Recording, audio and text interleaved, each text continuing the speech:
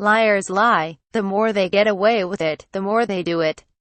Trump lies as he breathes, bombarding us with untruth upon untruth until we stumble in disbelief.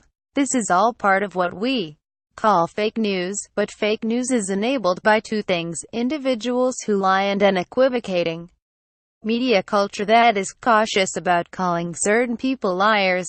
Thus, we have Boris Johnson, a known liar, somehow still considered a possible prime minister, doing what exactly?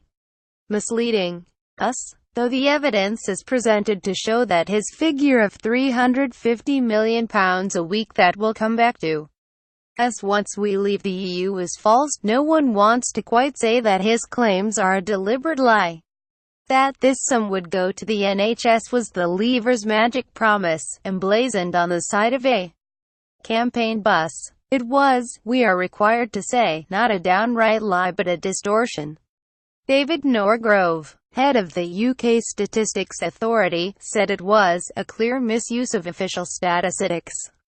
So this figure is in dispute. Maybe we can call it an inverted pyramid of piffle, as Johnson once said, when lying about a 4-year affair that he denied. Q. Sends the EU £350 million a week. Show hide the claim that Britain sends the EU £350 million a week is wrong, because the rebate negotiated by Margaret Thatcher is removed before anything is paid to Brussels. In 2014, this meant Britain actually sent £276 million a week to Brussels. In 2016, the figure was £252 million.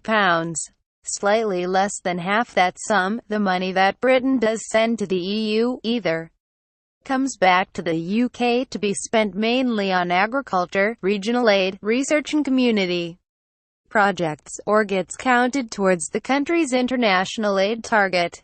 Regardless of how much the UK saves by leaving the EU, the claim that a future government would be able to spend it on the NHS is highly misleading because it assumes the government would choose to spend on the NHS the money it currently gets back from the EU, £115 million a week in 2014, thus cutting funding for agriculture, regional development and research by that amount.